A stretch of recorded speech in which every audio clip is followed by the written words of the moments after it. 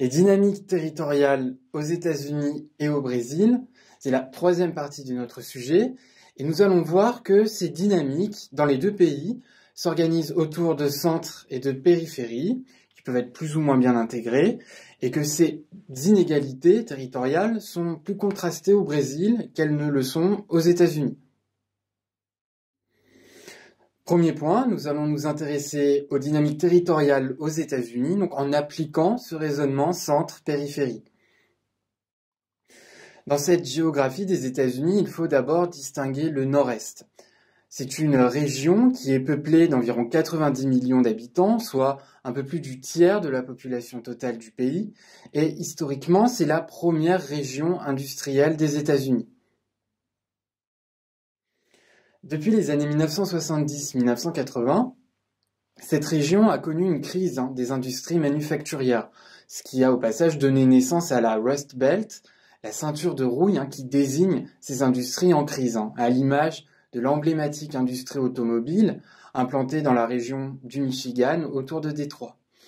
Cependant, aujourd'hui, cette région reste un centre à l'échelle des États-Unis, notamment au niveau politique. Elle abrite la capitale fédérale, Washington, et New York est le siège de grandes institutions internationales. Et c'est toujours un centre industriel dynamique, notamment dans le domaine des hautes technologies, puisqu'on y compte de nombreuses universités prestigieuses et des centres de haute technologie, comme dans la région de Boston. Il faut distinguer ensuite ce qu'on appelle le croissant périphérique, qui s'étend des Carolines au centre-est des États-Unis jusqu'à l'État de Washington au nord-ouest. Alors c'est une région qui est attractive pour plusieurs raisons, notamment en raison de l'héliotropisme qui désigne l'attrait des populations pour les régions ensoleillées. C'est une région aussi qui a bénéficié du redéploiement des activités industrielles depuis les années 70-80. Et enfin, c'est une région qui a accueilli à l'échelle nationale de nombreuses migrations internes, au point d'accueillir aujourd'hui 40% de la population des États-Unis. Au sein de cette vaste région, il faut tout de même veiller à distinguer des régions qui sont plus dynamiques que les autres. Ici, il faut penser à la Californie, qui par exemple abrite une ville mondiale avec Los Angeles et plusieurs centres de haute technologie de rayonnement mondial, comme la fameuse Silicon Valley dans la région de San Francisco. Pour les mêmes raisons, il faut penser à la Floride, au Texas, à la région Métrolina autour d'Atlanta, et enfin la région transfrontalière du Puget Sound dans la région de Seattle.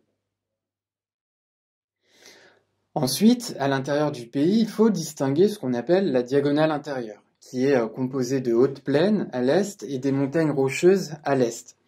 Globalement, c'est une région peu peuplée, mais qui est mise en valeur grâce à la présence de matières premières et par une vocation agricole très affirmée, notamment dans le Midwest. Enfin, il ne faut pas oublier l'Alaska et Hawaï, deux territoires situés en dehors du mainland des États-Unis et qui sont des périphéries qui sont diversement mises en valeur. L'Alaska grâce à ses ressources naturelles comme le pétrole et Hawaï grâce notamment au tourisme. Second point, nous allons donc nous intéresser aux dynamiques territoriales au Brésil, où les inégalités entre les centres et les périphéries sont beaucoup plus marquées qu'aux États-Unis, et ce que l'on peut résumer en reprenant la formule du géographe Hervé Terry, qui nous dit que le Brésil, c'est à la fois la Suisse, le Pakistan et le Far West.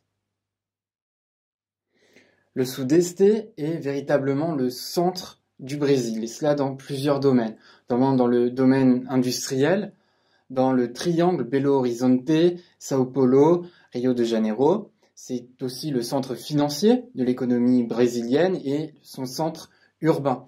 Cette région envoie notamment l'émergence de métropoles mondiales, Rio de Janeiro d'un côté et de l'autre côté et surtout Sao Paulo. Dans le sillage du centre du Sud-Est, il faut mentionner des périphéries qui sont bien intégrées à ce centre, comme le sud, dans la région de Porto Alegre notamment, mais aussi le centre autour de la capitale fédérale du pays, Brasilia. Ensuite, il faut caractériser succinctement une périphérie en difficulté qui est constituée par le Nordeste et qui recoupe le vieux Brésil, c'est-à-dire les premières régions qui ont été colonisées par les Européens, autour des villes de Salvador de Bahia notamment.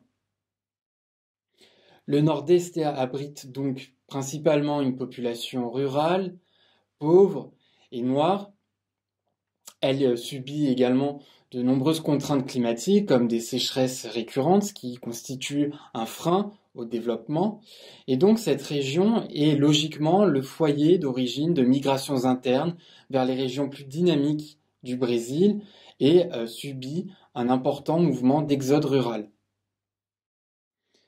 L'ouest amazonien du Brésil constitue quant à lui le véritable Far West du pays et il est mis en valeur à travers des fronts pionniers dans cette région amazonienne qu'il est difficile, pour des raisons assez évidentes liées à la topographie, à la végétation, il est donc difficile de mettre en valeur. Donc ce qu'il faut retenir de ce tableau, c'est que aussi bien les États-Unis que le Brésil sont des puissances qui sont basées sur la maîtrise de leur territoire et sur la façon dont ceux-ci s'ouvrent aux dynamiques de la mondialisation.